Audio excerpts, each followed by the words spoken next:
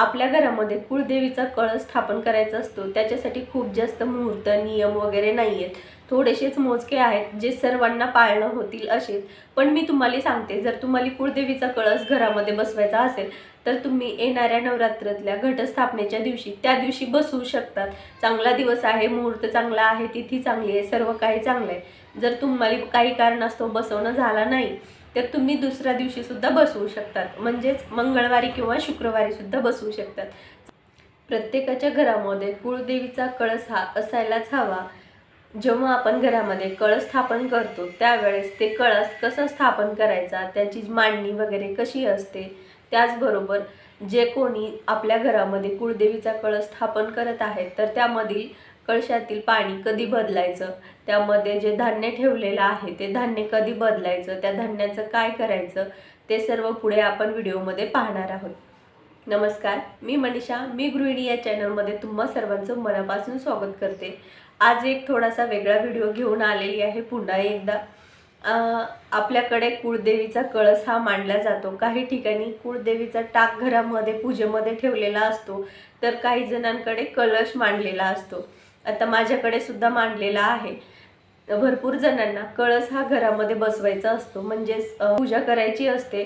पण आता आम्ही लांब लांब राहतोय, म्हणजे सासू सासरे वेगळे आणि सून मुलगा वेगळा राहतोय. तर सुनेला जर वाटलं तर मला माझ्या घरामध्ये वेगळा असा कळस मांडायचा आहे तर मांडू शकतो का, तर नक्कीच तुम्ही मांडू शकतात. जर तुम्ही एकाच घरामध्ये राहणार असताल तर एकच कळस मांडायचा असतो. पण जर तुम्ही वेगवेगळ्या शहरामध्ये किंवा वेगवेगळ्या गावामध्ये जर राहत असताल काही कारणास्तव, तर सुनेचा वेगळा कळश मांडू शकतात आणि सासूबाईचा वेगळा असा मांडू शकतात. कारण आपल्या जेव्हा घरामध्ये आपण दुसऱ्या जातो त्यावेळेस त्या घरामध्ये सुद्धा मंगल व्हावं, सगळं चांगलं असावं, सुख समृद्धी नांदावी म्हणून आपण आपल्या घरामध्ये आपल्या कुळदेवीला स्थापन करतो किंवा तिला बोलावणं धाडून आपल्या घरामध्ये तिचं आगमन करतो.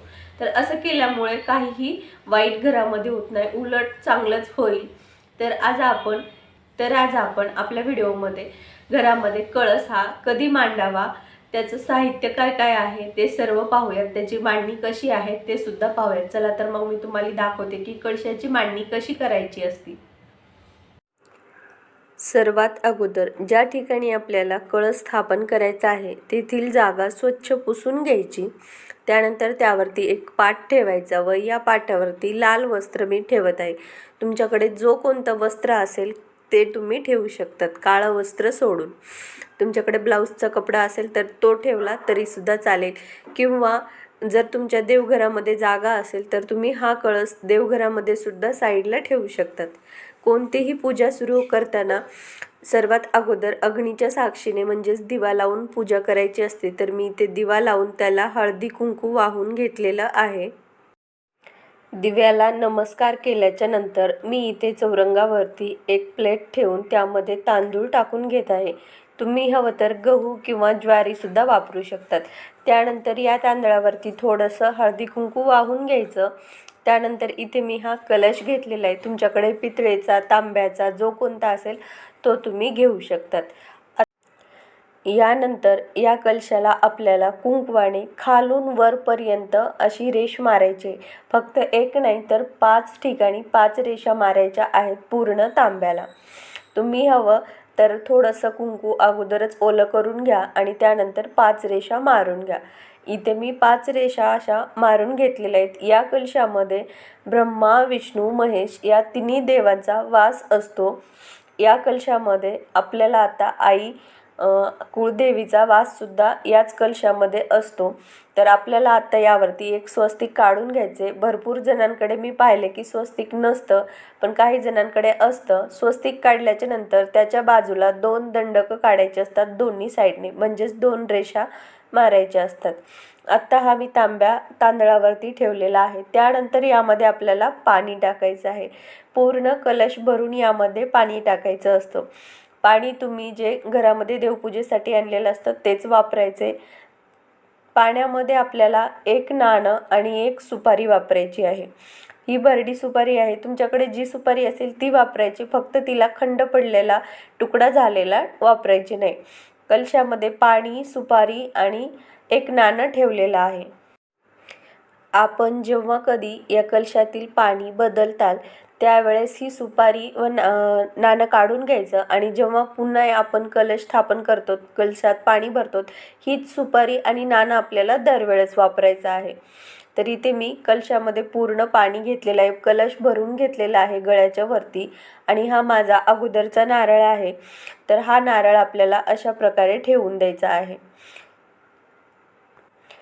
प्रत्येक वेळेस कलशाला नवीन नारळ घ्यायची गरज नाही. पहिला नारळ घेतलेला आहे तोच नारळ वापरायचा आणि जेव्हा जर तुमच्या नारळाला कोंब फुटला तरच आपल्याला नारळ बदलायचा आहे, नाहीतर असाच नारळ प्रत्येक शुक्रवारी आणि मंगळवारी आपल्याला हाच पूजेमध्ये मांडायचा आहे. त्यानंतर इथे मी आंब्याची 5 पाने घेतलेली आहेत. पाने स्वच्छ धुवून कलशामध्ये लावून घेत आहे.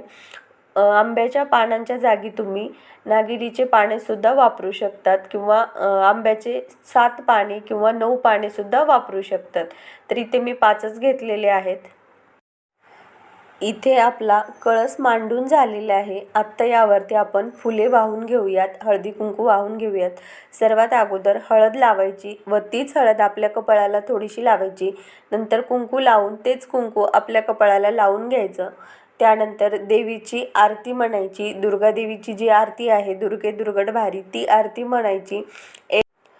त्यानंतर देवीचा मंत्र म्हणजेच ओम ऐं ह्रीं क्लीं चामुंडाय विच्चे या मंत्राचा 1 माळ जप करायचा. तुमच्याकडे जो कोणता मंत्र असेल देवीचा तो म्हटला तरीसुद्धा चालेल.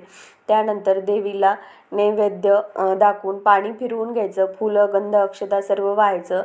धूप दीप लावायची, आरतीच करायची. त्यानंतर नमस्कार करायचा.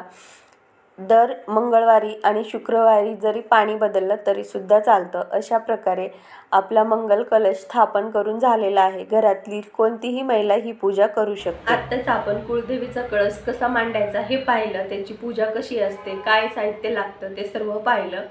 त्याचबरोबर आता मी तुम्हाला सांगू इच्छिते की कुळदेवीचा कळस हा तुम्ही कोणत्याही महिन्याच्या मंगळवारी, शुक्रवारी, पौर्णिमेला किंवा अष्टमीला मांडू शकतात किंवा आपल्या घरामध्ये स्थापन करू शकतात. असं नाही की कोणता तरी विशेषच मुहूर्त वगैरे लागतो, असं काहीही नाही.